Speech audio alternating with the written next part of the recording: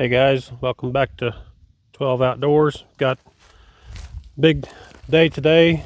Kind of a day that most hunters that do any food plots look forward to, or at least plan for, with kind of an open schedule because it relies on the weather.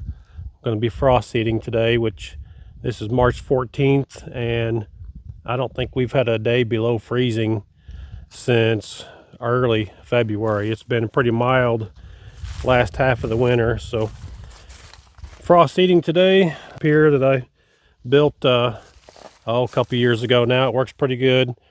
Basically, this contraption I've got on the back of my four-wheeler, I can put the seed spreader or my sprayer, either one, on it to take the seed spreader off. I've just got 4 screws there to take out, then these 6 bolts, and then it just slides out. Of course, you got the quick disconnect on the wire, and I've got the wire, where's it at? Oh, it's wound up right here.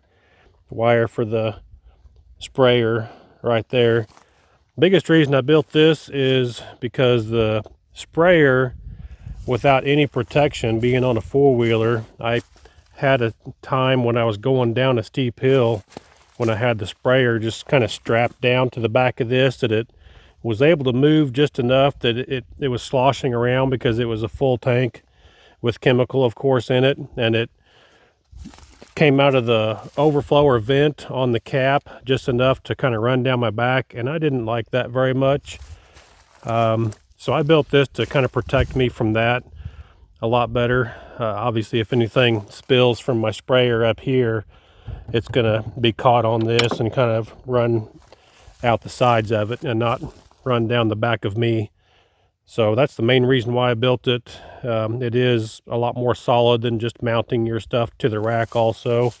As you can see here, whenever I wiggle the seed spreader, it's moving the whole four-wheeler, like it's solid. So that part's nice, of course, and there's enough room in here to be able to store a couple bags of seed or fertilizer, lime, whatever I'm spreading. There's a hole that came on this Femco spreader right there. I've got a kind of a just barely any pressure on it bungee there to help pull this arm closed whenever you want it to stay closed, so that that's not opened up. And then I've got this bungee that I hooked onto there, that I hook onto that. Whenever you put it on, when you're ready to spread, when it pulls on it, it opens it up. So just spreading like a 3-blend clover today. They call it Marco Polo. So I've got my seed setting on just a strong 1. I'm not sure how good you can see that, but it pretty tight. I like to stay smaller than what I think I might actually need, just because that clover seed is so expensive. I've got about a 3-acre plot here on my mom and dad's old place that it was about 1.5 acres. And just this past winter, I just about doubled it. It's close to 3 acres now. It's pretty rocky, not the best soil by any means, but stuff will still grow out of it. And I'll probably come back here shortly and put some fertilizer and some more lime on it. But just getting the frost seed done today, so that's done. And like I said, that's my setup, and we're gonna hammer it out. Just gonna pour about half of this in here to start with, just to make sure that we don't have our setting too wide open. Pretty small seed. This is a 10.15 pound bag. So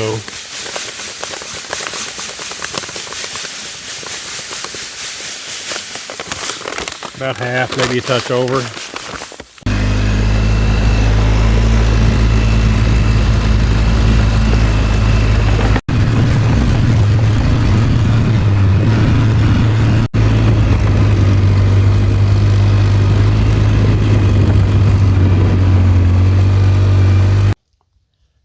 All right, so we got that spread out. That worked out perfect. I actually got a little scared before I started spreading, and I readjusted that to just under number 1 setting instead of just over number 1 like I had it, just because that seed's so tiny.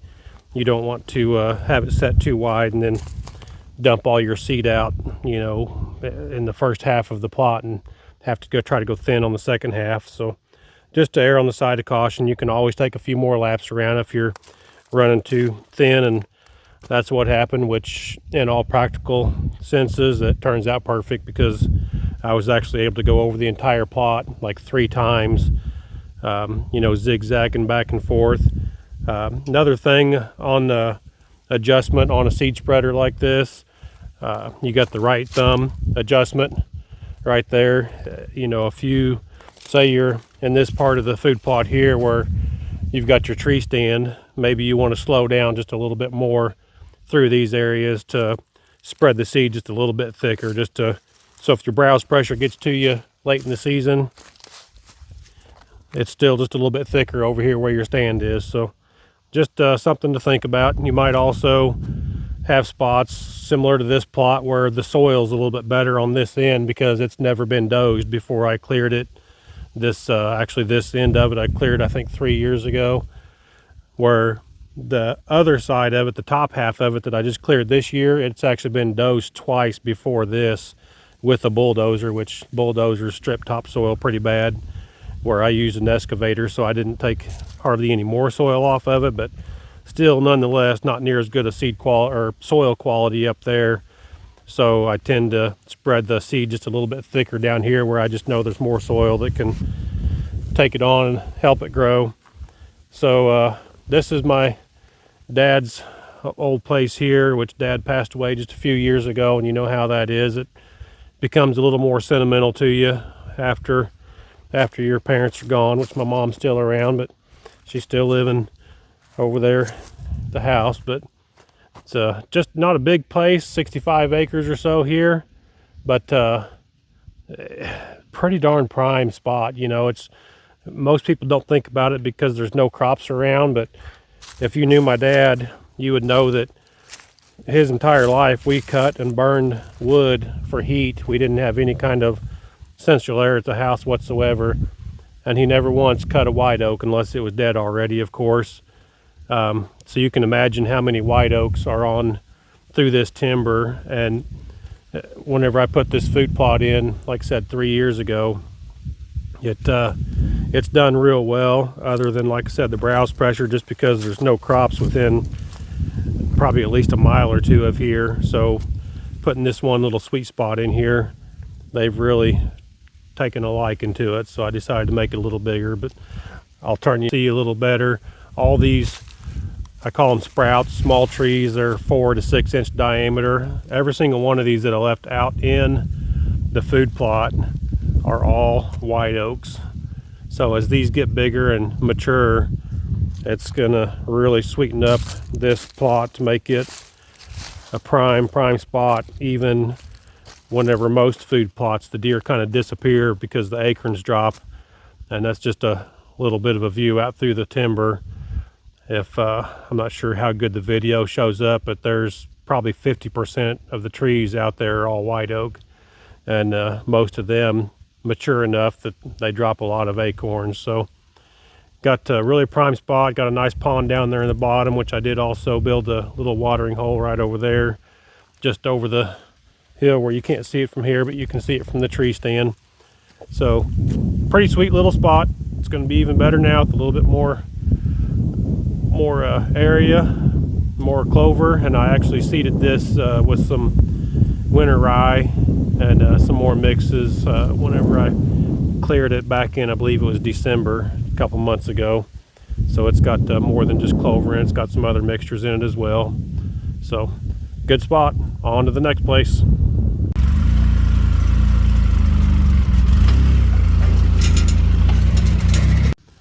All right, guys, we're over at my cousin's place now, up on what we call the Heights place. It's just about a half-acre plot here, not very big. Kind of on this side's where the plot itself is, and then back up that direction is just basically a widened road / shooting lane from the shooting house. Has a good angle up through there. But this has just always been one of them great spots on the farm. I used to bow hunt it a lot more, mostly because there was a perfect tree right about here years ago. I mean, it was perfect for me. I could get 35, 40 feet up in that tree and just always seen lots of wildlife. I mean, I've shot a lot of deer out of it and shot a bobcat out of it, and would always see that or coyotes or hawks, or just always action up here. Got a good field down in the bottom on that side. Used to be an alfalfa field at one time, and then the glazed bottom is along that edge over there, and there's about an 80-acre field down through there that my great uncle used to plant corn in years ago. But even since they stopped planting the crops, the alfalfa and the corn, it's still just always been a great spot, and still a great spot now. I just don't have my perfect tree to hunt out of for bow hunting, but we got the blind there for rifle season. It's one of the spots we typically always bring the kids up here. It's a great youth stand spot because the furthest shot's about 100, 120 yards, and just almost guaranteed to see something. So one of them great spots that really like the odds every time you sit down in it. As you can see, it's not got brush hogged this year, and it's, you know, my life's like yours. There's just more things that we want to get done than we have time to do, and sometimes things don't make the cut. But we're going to go ahead and spread some clover seed out here anyway. It'll still grow. The you know, it won't look quite as pretty, won't be as good for turkey hunting because of the, you know, unless I'm able to get up here with the brush hog before then to knock down this layer on top. But regardless, it'll get sunlight down to the ground, and the clover will come up and it'll grow, and the deer will come and they'll eat it, and they won't complain. In fact, they'll probably like it even more. In fact, after I pulled up, there was about 8 to 10 deer jumped up from right there like a minute after I shut the four-wheeler off, and I'm only maybe 70 yards across this plot, and they must have been bedded down there. And like I said, they didn't jump up for a minute or two later and jump up and run down off over the hill over there. So deer just love this spot, so I'm gonna give them a little something to like even more. Throw some clover out. So gonna get this one done and on to the next one. All right, last spot for frost seeding for today. You can see we got a little watering hole over here, a little bit of a narrow field through here, and right up there is where my cousin is, or her husband likes to put his blind. So I'm going to spread some clover up through here, across here, just a little ways into this field, because the bulk of this bigger field out here is that 12-acre field that goes all the way across the bottom there. And you can see my bale blind that doesn't look like a bale anymore, but the deer don't care. You can still shoot deer out of it. I lined it with straw whenever I first built it, with chicken wire around the outside of it. It looked beautiful, but the straw deteriorated after the first year and doesn't look as pretty anymore, but it sure still gets the job done. But like I said, a majority of this field, basically where the soil's better, I'm going to put corn in most of this corner, beans back behind it here, and beans wrapping around that side of the corn up there. And then on the far end of the field up there, I'm gonna put probably some milo and maybe a mixture of some other stuff also, just for helping build kind of a bedding area that they'll still eat in, and keep them out here in the property and away from the neighbors a little bit more. And then still walking around the side of this watering hole here, there's a narrow little alley through here that my cousin, or actually my great uncle, sold 600 acres of this property, and they built a golf course on the lower end of it. And then my cousin was able to buy back 100 acres of it right here. But whenever they owned it, they sold a bunch of topsoil out of the bottom, stripped it all out, which surprisingly I just got soil samples, and it's better than I expected, but would have been a lot better without that. But there's piles, there was a lot more piles. I knocked a bunch of them down trying to make it nice again. But there's a big gravel pile back over there, and kind of this little hump here is a gravel pile. And that's what these pits are from, which that one there doesn't hold water.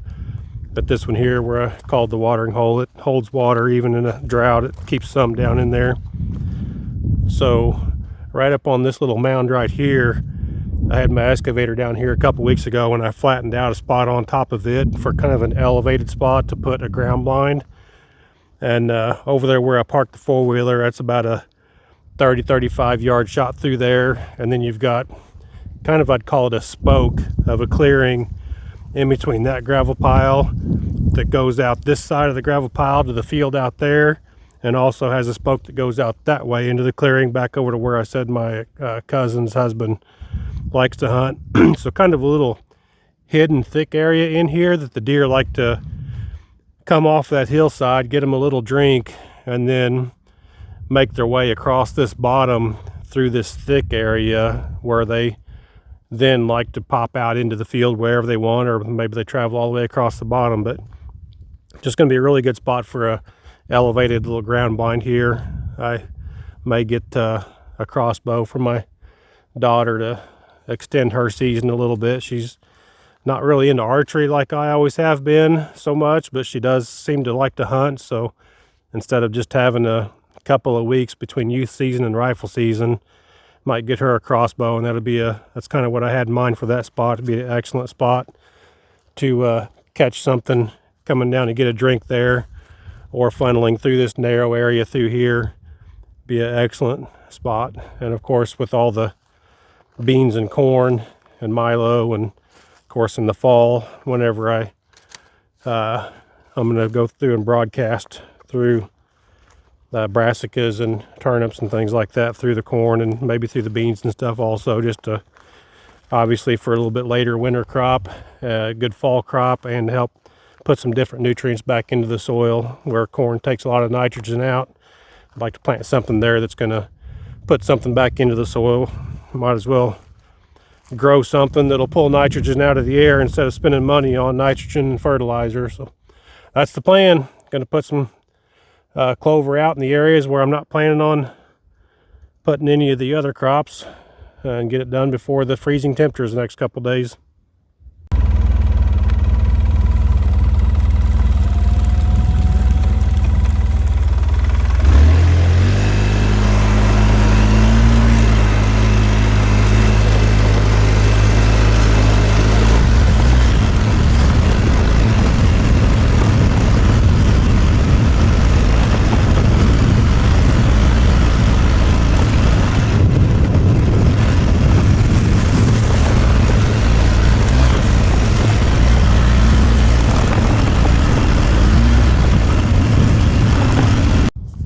Alright guys, going to wrap this one up with the tour of the old bale blind.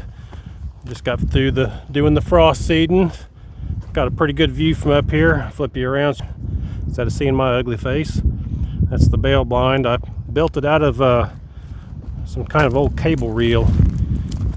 Let me reach in here, undo the bungee strap that holds the door closed. Got a little stopper up here to keep the door from over closing. I just took a bungee onto the metal there.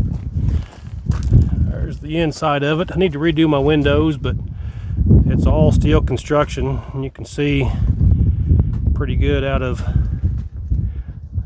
all the windows there. Like I said, I need to redo my window covers, but just wrapped it with a landscape barrier on the inside to make it something black, and got a tarp on the top in case it starts raining on us. But it's got a pretty good view. Here's out the back door. The door swung around. Beans over there, corn over there, corn over here. It's a little bit more beans back here behind us, and then most of that end over there is going to be milo and some other mixture of stuff. So ought to be a real good spot for rifle season especially. Thanks for watching, guys.